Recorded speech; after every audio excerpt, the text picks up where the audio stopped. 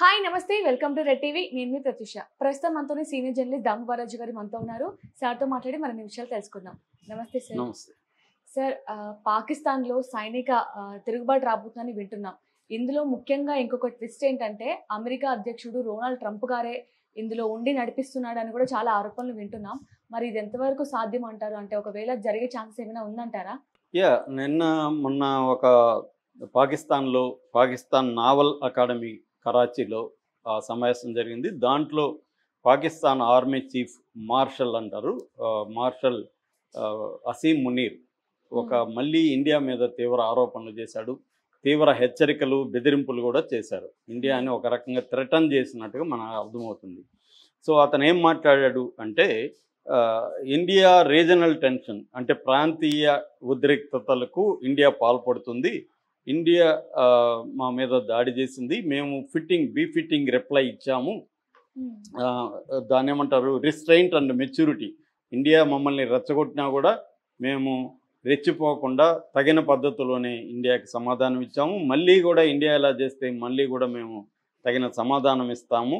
రెసల్యూట్లీ అన్నాడు. రెసల్యూట్లు అంటే చాలా క్లియర్గా ఇస్తాము. అట్లాగే అన్ప్రొవోక్డ్ ఇండియా అగ్రెషన్కి వ్యతిరేకంగా మేము గట్టిగా ఉన్నాము. అన్ప్రొవోక్డ్ అంటే మేము ప్రొవోక్ చేయలేదు ఇండియానే మా మీద దాడి చేసింది అని చెప్పాడు. రెండవది, కాశ్మీర్ని ఇండియా ఆక్యుపై చేసుకునింది. ఇండియా ఆక్యుపై చేసుకున్న కాశ్మీర్ని విముక్తి చేయడం కోసం అక్కడ మన సోదరులు పోరాడుతున్నారు.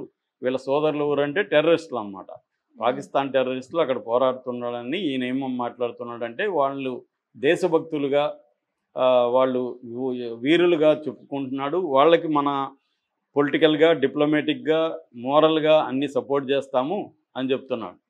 సో ఇది ఇంత ధైర్యంగా ఎందుకు అసీం మునీర్ మళ్ళీ మాట్లాడుతున్నాడు? నిజానికి మనం ఇండియా దెబ్బకి పాకిస్తానే తోకముడిచిందని ఇండియాలో అందరూ చెప్తారు. పాకిస్తాన్లో కూడా ఒప్పుకుంటున్నారు చాలామంది. పార్లమెంట్లో కూడా మనం మాట్లాడిన వాళ్ళల్లో చాలామంది ఇండియా వల్ల మాకు నష్టం జరిగింది, వాళ్ళ 11 ఎయిర్ బేస్ల మీద మనం అటాక్ చేసాము, తర్వాత వాళ్ళ ఫ్లైట్లను కొన్ని కూల్చాము, మన ఫ్లైట్లు కూడా 1-2 నష్టాలు జరిగినట్టుగా మన వాళ్ళు కూడా ఒప్పుకున్నారు. యుద్ధం అంటే రెండు వైపులా జరుగుతాయి, ఒకవైపే జరగదని కాదు, ఎక్కువ తక్కువలు ఉండొచ్చు. మన ఇజ్రాయెల్లో కూడా ఇరాన్లో ఎక్కువ జరిగి ఉండొచ్చు నష్టం, కానీ ఇజ్రాయెల్లో కూడా బాగా జరిగింది. ఎందుకంటే ఇవాళ అన్ని దేశాలకి వెపన్స్ అనేవి ఉన్నాయి, పెద్ద ఎత్తున తక్కువ ఎక్కువలు ఉండొచ్చు. అంతేగాని పాకిస్తాన్ దగ్గర కూడా అణుబాంబు ఉంది, మన దగ్గర 170 న్యూక్లియర్ వార్ హెడ్స్ ఉంటే 172 మన దగ్గర ఉంటే వాళ్ళ దగ్గర 170 అంటున్నారు. కొంతమంది ఇంకా ఎక్కువ ఉంటాయి అంటున్నారు. ఎందుకంటే కరెక్ట్గా ఎన్ని వార్ హెడ్స్ ఉన్నాయో లెక్క చెప్పకపోవచ్చు, చెప్పేది ఒకటి దాచిపోయే సీక్రెట్గా కూడా కొన్ని ఉంటాయి. అట్లాగే వాళ్ళకి చైనా సహాయం ఉంది, తర్వాత టర్కీ హెల్ప్ ఉంది, అజర్బైజాన్ ఓపెన్గానే సపోర్ట్ చేస్తుంది, ట్రంప్ హెల్ప్ చేస్తున్నాడు. సో ఈ నేపథ్యంలో ఒక చర్చ మొదలైంది. ఎందుకు ఇంత ధైర్యంగా అసీం మునీర్ మళ్ళీ ప్రకటించాడు? అంతకుముందు కూడా మనం చూస్తే ఏప్రిల్ 16న అసీం మునీర్ ఎలాగ మాట్లాడాడు? మన జోగులర్ వెయిన్ అన్నాడు కాశ్మీర్ని. జోగులర్ వెయిన్ అంటే ఒక జీవనాడి అనుకోవచ్చు, ఇంపార్టెంట్ ఇది. సో కాశ్మీర్ మాది అన్నట్టుగా ఆయన మాట్లాడారు. అట్లాగే ముస్లింలకి హిందువులకి అసలు ఎప్పుడు కూడా కలవరు, వాళ్ళు క్లియర్గా వాళ్ళ మధ్య కలయిక అనేది జరగదు, ఇద్దరు సపరేట్ అనేది థియరీ కూడా 2 నేషన్ థియరీ అంటారు. 2 నేషన్ థియరీ కూడా ఆయన మాట్లాడాడు. సో ఆయన మాట్లాడిన ఒక 6 రోజులకి ఏప్రిల్ 22న పహల్గామ్లో అటాక్ జరిగి 26 మంది సివిలియన్స్ని వాళ్ళు చంపేశారు. ఒక ముస్లిం ఉన్నారు, మిగతా 25 మంది హిందూసే. అందులో 24 మంది ఇండియా, ఒక నేపాలీ. సో అంటే క్లియర్గా నాన్ ముస్లింని అంటే హిందువుల్ని ఏరి చంపారనమాట.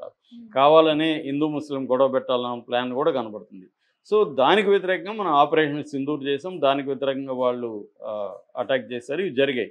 ఇప్పుడు సైలెంట్గా లేకుండా మళ్ళీ ఎందుకు మనల్ని రెచ్చగొడుతున్నాడు అనేది ఇప్పుడు చర్చ నడుస్తుంది. దీని వెనక ట్రంప్ ఉన్నాడని, ట్రంప్ అతనితో జూన్ 18న లంచ్ మీటింగ్ ఏర్పాటు చేయడం కూడా వింతల్లోకి వింత. ఎందుకంటే ఇప్పటి వరకు పాకిస్తాన్ ఏర్పడి 77 ఏళ్ళు అవుతుంటే ఇప్పటి వరకు పాకిస్తాన్ మిలిటరీ చీఫ్ని ఒక అమెరికా ప్రెసిడెంటు విందుకు పిలవడం అనేది ఎప్పుడూ లేదు చరిత్రలో, ఫస్ట్ టైం. మామూలుగా అయితే ప్రెసిడెంట్ని ప్రధానమంత్రుల్ని పిలుస్తారు, అంటే సివిలియన్ అడ్మినిస్ట్రేటర్ని పిలుస్తారు తప్ప మిలిటరీ చీఫ్ని పిలిచి అమెరికా ప్రెసిడెంట్లు లంచ్ మీటింగ్లకు పిలవరు. ఫస్ట్ టైం పిలిచాడు. అంటే దీని వెనక ఏమన్నా పాకిస్తాన్లో మిలిటరీ పరిపాలన డైరెక్ట్గా తీసుకొచ్చే ఉద్దేశం ట్రంప్కుందా అన్న ఒక వెర్షన్ బయటకు వచ్చింది. ఇప్పుడు ప్రపంచవ్యాప్తంగా ఈ చర్చ నడుస్తుంది, ముఖ్యంగా ఇండియాలో ఈ చర్చ నడుస్తుంది. అంటే పాకిస్తాన్లో సైనిక తిరుగుబాట్లు అనేవి కొత్త కాదు. మనకి 1947లో వాళ్ళకి స్వాతంత్రం వస్తే మనలాగే వాళ్ళకి కూడా వచ్చింది, 2 కంట్రీలు ఏర్పడ్డాయి కదా. ఇప్పటివరకు 77 ఏళ్ల పరిపాలనలో 33 ఏళ్ళు సైనిక పరిపాలనే జరిగింది అక్కడ పాకిస్తాన్లో. సివిల్ పరిపాలన జరగలే 33 ఏళ్ళు. అంటే 1957లో అయూబ్ ఖాన్ ఫస్ట్ పాకిస్తాన్లో మిలిటరీ పరిపాలన తీసుకొచ్చాడు. సివిల్ అడ్మినిస్ట్రేషన్ కూలగొట్టి మిలిటరీ అధికారి జనరల్ వచ్చాడు. ఆయన 69 వరకు పరిపాలించాడు, 58 నుంచి 69. తర్వాత 1971లో యాహ్యా ఖాన్, జనరల్ యాహ్యా ఖాన్, ఆయన పరిపాలన జరిగింది. ఎప్పటి వరకు 69 నుంచి 71 వరకు. దాని తర్వాత 71లో 77లో జియావుల్ హక్ వచ్చాడు. 77 నుంచి 88 వరకు జియావుల్ హక్ పరిపాలించాడు. తర్వాత 99లో జనరల్ పర్వేజ్ ముషారఫ్ వచ్చాడు.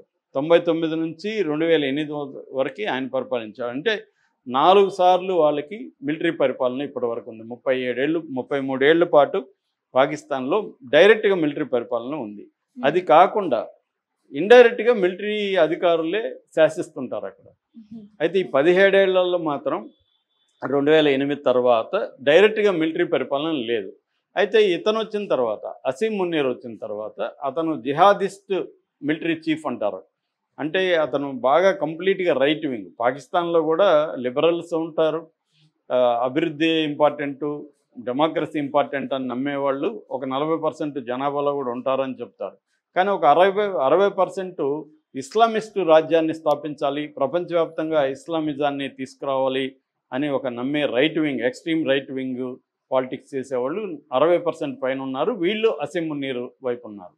సో అసీం మునీర్ ఏం చేశాడంటే 2022లో అప్పటి ప్రధానమంత్రి ఇమ్రాన్ ఖాన్ని పక్కకు చేయించేసి అతన్ని జైల్లో పెట్టించేశాడు. అప్పటి నుంచి ఇప్పటివరకు ఇమ్రాన్ ఖాన్ జైల్లోనే ఉన్నాడు.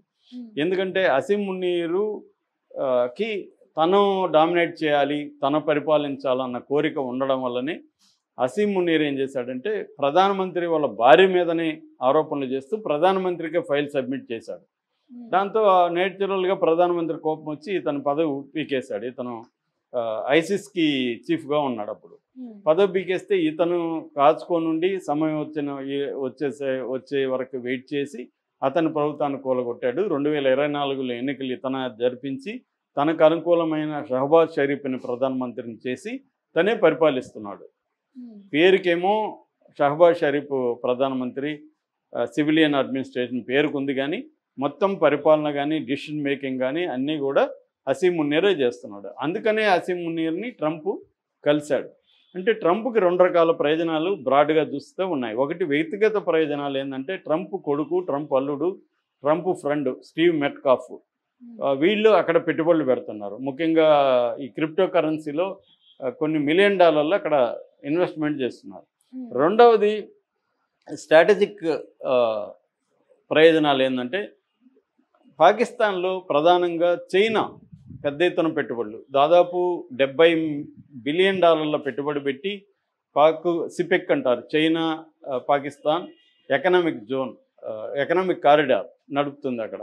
అట్లాగే బెల్ట్ అండ్ రోడ్ ఇనిషియేటివ్ అంటారు. బెల్ట్ అండ్ రోడ్ ఇనిషియేటివ్ అంటే చైనా 150 దేశాల్లో ఇన్ఫ్రాస్ట్రక్చర్ డెవలప్మెంటు, పవర్ కన్స్ట్రక్షను, పోర్టుల మేనేజ్మెంటు, పోర్టు కన్స్ట్రక్షను, డ్యాముల నిర్మాణం ఇవన్నీ చేస్తుందన్నమాట. అలాగే పాకిస్తాన్లో $70 బిలియన్ ఇన్వెస్ట్ చేస్తుంది చైనా. ఇంకొక $30 బిలియన్ అప్పుగా ఇచ్చింది పాకిస్తాన్కి. అంటే ఒక రకంగా పాకిస్తాన్ని తన గుప్పెట్లో ఉంచుకుంది చైనా. దీన్ని బ్రేక్ చేయాలంటే మనం కూడా అక్కడ పెట్టుబడులు పెట్టాలి, మనం కూడా పాకిస్తాన్లో ఒప్పందం చేసుకోవాలి, మనకు అనుకూలమైన వ్యక్తిని అక్కడ పరిపాలనలో పెట్టుకోవాలని ట్రంప్ ఆలోచిస్తున్నాడు. ఎందుకంటే చైనాని కంట్రోల్ చేయాలా వరల్డ్ వైడ్గా అనేది ట్రంప్కున్న అవగాహన, ఆశయం. ఎందుకంటే ఇది కోల్డ్ వరల్డ్ వార్ వెళ్ళినాక రష్యా ఉన్నంత, సోవియట్ యూనియన్ ఉన్నంత వరకు ప్రపంచాన్ని 2గా వీళ్ళు పరిపాలించేవాళ్ళు. ఇప్పుడు కోల్డ్ వరల్డ్ వార్ పోయినాక ఏమైందంటే మొత్తం అమెరికా ఆధిపత్యం ఉంది. అది మెల్లగా అమెరికా ఆధిపత్యం అనేది పోతూ ఉంది.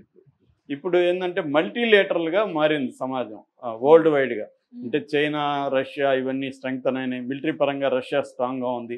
చాలా విషయాలు అమెరికా కంటే అడ్వాన్స్ ఉంది. For example nuclear weapons Russia దగ్గర 6,000 వరకు ఉంటే న్యూక్లియర్ వార్ హెడ్స్ అమెరికా దగ్గర 5,400 ఉంది. అంటే నెంబర్ 1గా రష్యా ఉంది. చైనా ఎకనామిక్ ఫ్రంట్లో చైనా అమెరికాని ఢీకొంటుంది. 150 దేశాల్లో తన పెట్టుబడులు పెట్టింది. సో ఇట్లా ఎవరికి వాళ్ళు ఒప్పందాలు, బ్రిక్స్ అనేది ఒకటి రంగంలో దిగింది. ఇండియా కూడా బ్రిక్స్లో యాక్టివ్గా ఉంది. ఇట్లా మల్టీలేటరల్గా ఉండేసరికి అమెరికా ఆధిపత్యం అనేది ప్రపంచం మీద తగ్గిపోతుంది. దీన్ని మళ్ళీ తీసుకురావడానికి అమెరికా నానా రకాల స్ట్రాటజీలు చేస్తుంది. అందుకని ఇప్పుడు పాకిస్తాన్కి ఈ 2 వ్యూహాలతో, పాకిస్తాన్లో పవర్ఫుల్ అసీం మునీర్ కాబట్టి అసీం మునీర్కి లంచ్ మీటింగ్ ఏర్పాటు చేసి ఐ లవ్ పాకిస్తాన్ అని అది